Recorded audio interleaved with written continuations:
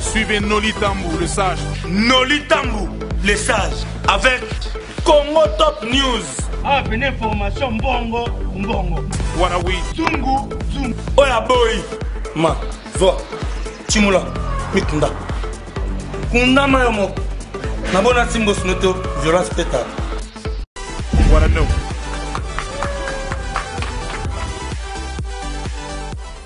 www.congotopnews.com.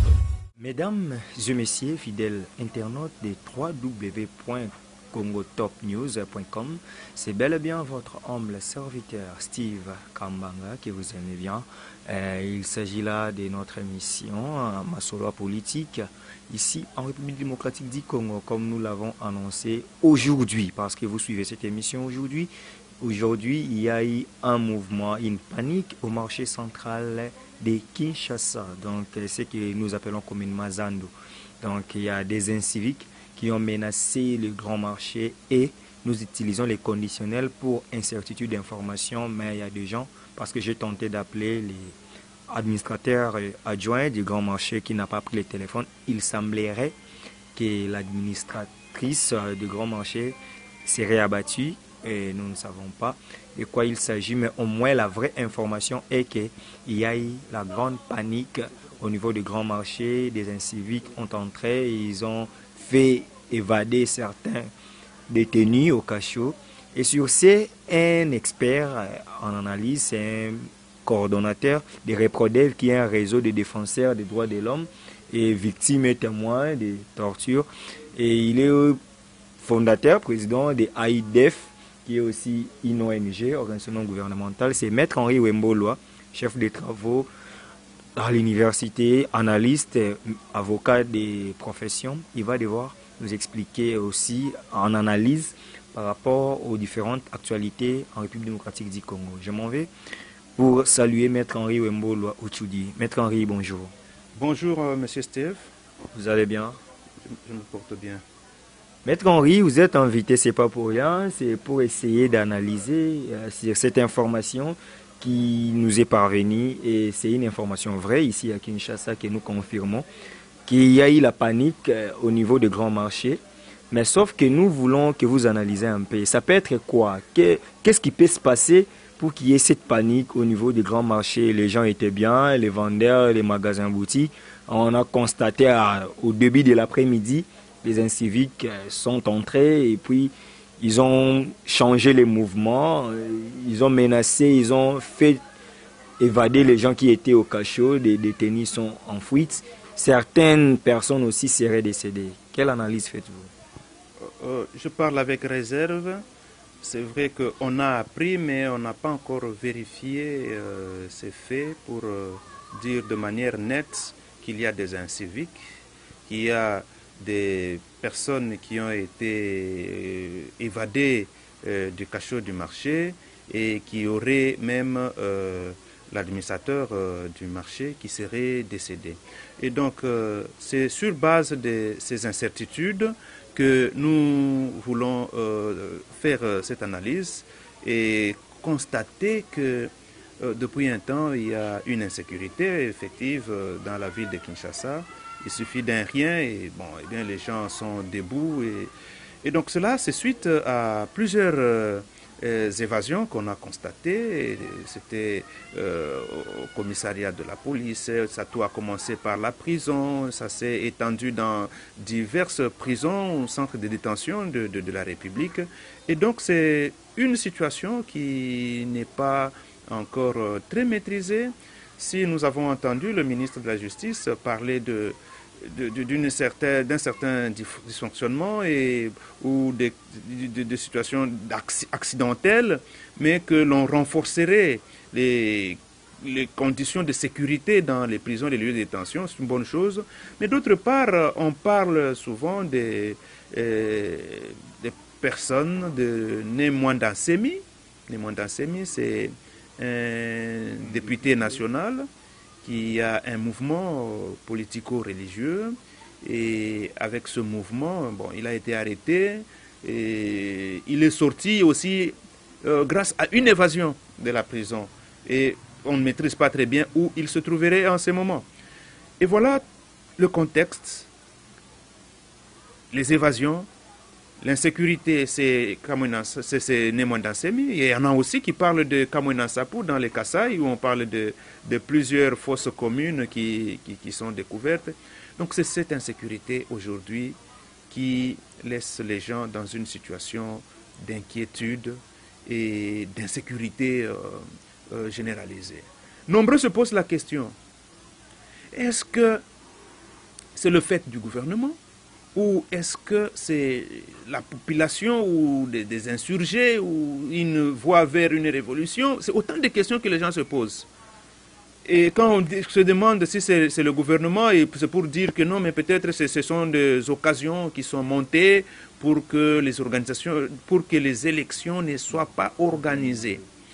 Et d'autre part, quand on évoque l'idée des insurrections, c'est aussi une façon de dire que voilà, il y a le régime qui est arrivé à la fin de son pouvoir en 2016 et que par le fait de ne pas avoir organisé les élections, il y a trouble, les gens se prendraient en charge, donc c'est l'application de l'article 64 qui dit que le peuple peut s'opposer à ce que le pouvoir soit géré de force et par un individu et un groupe d'individus. Donc c'est tout le problème qui se pose. Et donc, d'un œil averti, d'un œil d'analyste, je me dis qu'il faut observer davantage la situation, surtout que il est de notoriété publique aujourd'hui que le président de la CENI a déclaré qu'il n'y aurait pas élection en 2017. Et cela fait toujours des questionnements pour les gens. Et aussi, chacun parle à sa manière. Il y en a qui jasent, il y en a qui projettent, c'est pas des actions, je sais pas. Et donc, toute cette situation fait problème aujourd'hui. À cela ajouter qu'il y a des sanctions ciblées de la part de l'Union européenne et des États-Unis. Donc, voilà un peu la question. Oui. Ok. Mais vu que vous venez aussi de parler de la déclaration du président de la CENI, Corneille Nangaa, déjà il a déclaré à la TV5 Monde Afrique lorsqu'il était reçu sur le plateau, il a dit qu'il est impossible d'organiser les élections en République démocratique du Congo en 2017 sans les Kasaï. Donc, comme vous venez d'évoquer tantôt, les Kasaï, avec l'affaire Kamwena-Sapu, les milices, ne voyez-vous pas que si on peut analyser que ça peut être un cabale monté pour les régimes actuels, pour qu'il y ait ralentissement ou blocage du processus que l'Union européenne accuse le gouvernement qui serait au blocage du processus électoral? C'est difficile aujourd'hui de donner certaines précisions par rapport à ces faits. Je crois qu'il y a des enquêtes internationales qui sont attendus, et bien que on ait refusé la formule de commission d'enquête internationale indépendante qui soit dirigée par le Conseil de sécurité ou le Conseil des droits de l'homme ou le Haut-Commissaire des Nations Unies aux droits de l'homme. Mais sur terrain, je pense qu'on pourra apprendre beaucoup de choses. Et vous savez aussi qu'il y a eu des procès et là on a disqualifié les infractions au lieu de parler des crimes de guerre parce que nous sommes dans les circonstances des milices contre les FARDC. Il fallait qu'on parle des crimes de guerre. Là aussi c'est un problème sérieux et qui désoriente, n'est-ce pas, toute la suite de ces événements-là du Kasaï. Donc c'est tous ces problèmes-là aujourd'hui qui posent problème, un réel problème. Et pour nous, nous croyons que nous avons tout intérêt à promouvoir, à encourager que les acteurs politiques puissent se faire des bonnes idées, puissent donc accepter que le processus, n'est-ce pas, de la démocratie en RDC puisse évoluer. Donc que l'accord cadre du 31 décembre 2016 soit appliqué. Mais cet accord pose problème. Apparemment, il n'y a pas le respect de cet accord. Oui, je disais qu'il faut permettre que cet accord soit appliqué, parce qu'aujourd'hui, quand on parle de la déclaration du président de la CENI, c'est une déclaration qui vient sans une certaine concertation entre les parties prenantes, parce que selon l'accord, il était prévu qu'il y ait la CENSA, qui devrait être un comité pour suivre un peu, n'est-ce pas, l'application de cet accord et beaucoup plus être en contact avec la CENI pour suivre l'évolution de tout ce qui s'est fait. Et donc, après qu'on ait vu qu'on aurait vu cette bonne foi de poser certains actes en vue d'organiser les élections, il serait possible que l'on puisse renvoyer.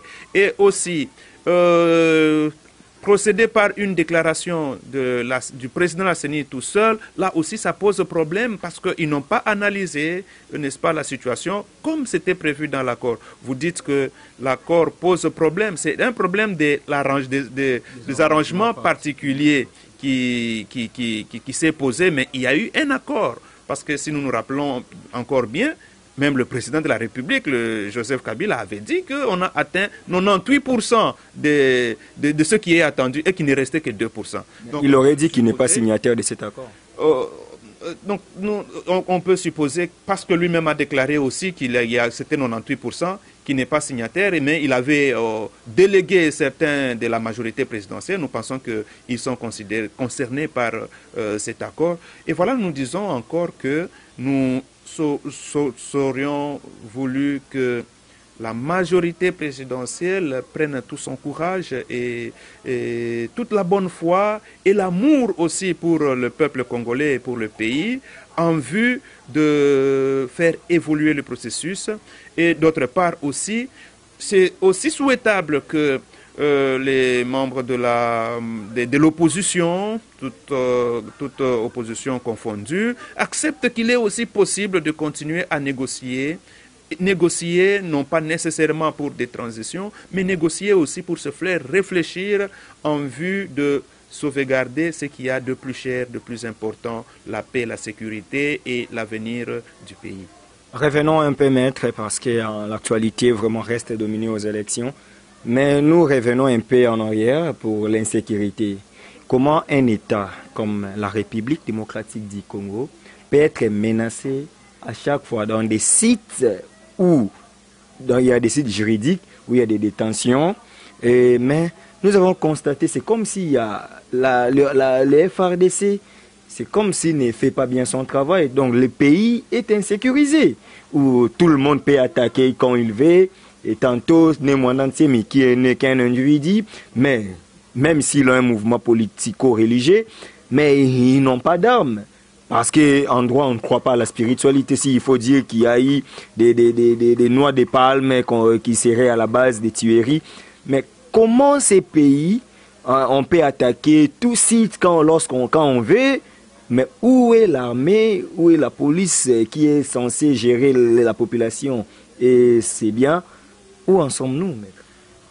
Je pense que la question que vous posez, elle est complexe par rapport à la situation des terrains. Et il est vrai qu'aujourd'hui, il y a eu des évasions par-ci, par-là. Il est aussi vrai que la police et l'armée sont aussi sur terrain. Et on peut même constater qu'il y a une prise de position très, très grande, n'est-ce pas, de l'armée sur terrain. Là où on souhaiterait peut-être que ce soit la police qui fasse le travail. Et donc, lorsqu'on constate qu'il y a des insécurités, ça signifie, comme je l'ai dit tantôt, on peut avoir un problème du dysfonctionnement des services pénitentiaires. Il faut réhabiliter. Et d'une façon générale, le contexte politique, social, économique aujourd'hui pose problème parce que, vous savez, on parle beaucoup plus aussi de la question de la monnaie qui dévalue du jour au lendemain, et la crise, elle est aussi ce qu'elle est. Donc c'est autant de ces problèmes qui font que aujourd'hui nous nous retrouvons dans des situations, lorsqu'il y a un petit rien, les gens sont debout, et voilà, c'est ça, c'est ce qu'on peut dire. Mais je crois que notre armée elle est toujours là, on peut toujours espérer sur notre armée, mais la réalité aussi, c'est que s'il y a des événements qui arrivent et que dans le cadre toujours des dysfonctionnements, il n'y a pas une bonne prise de position, une bonne prise des armes, un bon contrôle, ça peut toujours arriver. Et voilà ce que nous pouvons dire à ce sujet. Maître, pour chuter, une dernière question. Si en 2017, au mois de décembre, il n'y a pas les élections, selon vos analyses, quelle serait la RDC? Vous parlez de 2017, s'il n'y a pas élection. Moi, je vous dis que avant même 2017, s'il n'y a pas élection et que si les gens ne sont pas convaincus, ne sont pas sensibilisés sur l'avenir de tout ce qui va se passer, eh bien, personne ne sait ce qui peut arriver. Ce sont ces brigands, ce sont des mouvements, ça et là. Donc, vraiment, rien n'est sûr. C'est pour cette raison que nous insistons pour dire que la majorité présidentielle a tout le temps aujourd'hui de se ressaisir pour convaincre le peuple congolais de leur bonne volonté d'amener le pays dans l'évolution sur le plan démocratique et le développement. Parce qu'aujourd'hui, même quand la communauté internationale recourt à des sanctions ciblées, c'est parce que d'une manière ou d'une autre, tout le monde sent qu'il n'y a pas de bonne volonté pour le gouvernement de faire évoluer le processus de la démocratie et même l'organisation des élections. Voilà en peu de mots ce que nous pouvons dire par rapport à la majorité présidentielle. Et là, d'abord, c'est le chef de l'État lui-même. Peut-être qu'il a aussi une peur pour dire que non, il ne se présentera pas comme candidat. Et que s'il présentait aujourd'hui son dauphin, ça ferait encore une guerre ouverte au niveau de la majorité présidentielle. Peut-être cela. Mais il faudrait vraiment que l'on prenne tout le courage au niveau de la majorité présidentielle pour qu'on gère cette question-là. Et d'autre part, du côté de l'opposition, je pense que ce n'est pas non plus le temps de chercher à tout prix à noyer ou bien à noyauter tout effort qui serait posé quelque part pour faire évoluer les choses. Et donc, même l'opposition peut à ce jour chercher ensemble avec la majorité, en la convainquant bien sûr, comment on peut s'en sortir de ce gouffre. Et si jamais la majorité ne veut pas du tout laisser d'un cran, n'est-ce pas, l'évolution, ah ben, je crois que l'opposition aussi pourrait prendre certaines mesures, mais des mesures qui ne soient pas en défaveur de la population, mais qui nous fassent évoluer.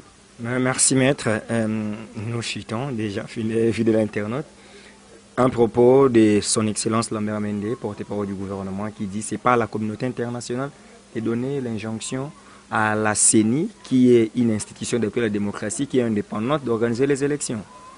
Oui, le ministre, le porte-parole du gouvernement, s'il dit que ce n'est pas la communauté internationale, mais bien sur le plan international, on ne voit pas des institutions d'ailleurs, on voit l'État. Et quand on voit l'État, toutes les institutions sont confondues. Lorsque, par exemple, le gouvernement ne veut pas donner les moyens à la CENI pour organiser les élections, eh bien, donc on ne va pas dire que la CENI ne va pas dire que non, ce n'est pas mon problème, c'est l'affaire du gouvernement. Ou encore, si c'est la CENI qui ne veut pas organiser les élections, il va dire non, ce n'est pas mon affaire, c'est l'affaire du gouvernement. Non, c'est l'État congolais. Donc, quand on dit gouvernement ici, c'est toutes les institutions de la République qui ont des engagements sur le plan international. Les engagements pris à travers d'abord sa participation dans les organisations internationales qui ont certaines règles, certains principes, et notre pays a eu à signer à travers ces organisations internationales quelques conventions internationales. C'est de là, et c'est là le principe, donc la source des engagements internationaux de la RDC, notamment être aussi membre, partie prenante à l'ONU. On a on a adhéré à la Charte des Nations Unies. Donc il y a tous ces principes-là. Je crois qu'il n'y a pas lieu de chercher à se rebiffer sur la souveraineté. faut-il aussi préciser que la souveraineté internationale, elle est aujourd'hui, avec le droit international des droits de l'homme, limitée dans certaines mesures du fait de ses engagements internationaux. Et voilà ce que nous pouvons dire. Donc les traités internationaux priment sur la Constitution? Non, non, les traités internationaux priment sur les lois nationales. Et avant de ratifier, on voit si la Constitution permet, si la Constitution ne permet pas. Et si on tient à ratifier, on commence par modifier la Constitution. Ça, c'est sur le plan, c'est la question de droit international. Et voilà, donc nous avons un problème. Et pour notre problème, je crois que les Congolais, nous devons nous prendre en charge, à commencer par la majorité présidentielle et les acteurs politiques de l'opposition. Et lorsqu'on parle de l'organisation des élections périodiques, la RDC a souscrit à ce principe important pour les démocraties et nous ne devons pas empêcher les autres de dire là où nous aussi nous pouvons le dire. La RDC a aussi des experts qui passent à travers le monde pour suivre le processus ou l'organisation des élections. Qu'on vienne chez nous ou qu'on nous rappelle ce que nous avons souscrit nous-mêmes, je ne crois pas qu'à ce niveau-là, il y a une atteinte au droit, une atteinte, n'est-ce pas, à la souveraineté. Voilà ce que nous pouvons dire à ce stade. C'était votre dernier mot. Ok, merci Maître Henri Wemboloa. Il était reçu sur ce plateau pour essayer d'analyser sur les différentes questions politiques. En tout cas, s'il y a encore beaucoup resté, mais souffrez que les médias, c'est le temps. Nous sommes obligés de désannoncer cette émission, mesdames et messieurs. C'est par ici que nous bouclons complètement cette émission. Mais avant tout, je remercie les boss, les top managers de cette entreprise, Noli Tambou, 3 fois les sages, à séjour à Kinshasa. Et je remercie toute la grande équipe de Congo Top News. Vous, fidèles internautes, abonnez-vous simplement sur www.congotopnews.com. Ça, c'était votre archiduc de la presse, Steve Kambanga. Le réel plaisir était pour moi de recevoir Maître Henri Wemboloa, qui a vraiment un CV tellement bombé que j'avais bien dit à mon annonce. Donc, on se retrouve très prochainement. Merci à Zélibri qui était derrière la caméra, Deyo qui à la réalisation, les Ketchou à la coordination, Cynthia Wadol, tout le monde qui y a permis qu'il y ait un bon déroulement de cette émission. Je vous en remercie et je vous prends congé, mesdames et messieurs fidèles internautes. On se retrouve très prochainement pour un nouveau numéro de l'émission. D'ici là, portez-vous bien. Suivez Noli Tambou, le sage. Noli Tambou, le sage, avec Congo Top News. Ah, une information bongo, bongo. Wanawi. Zungu, zungu. Oya boy. Ma, zo. Chimula, mitunda. Kunda mayomo. Nabona simbo snoto, violence teta. What I know.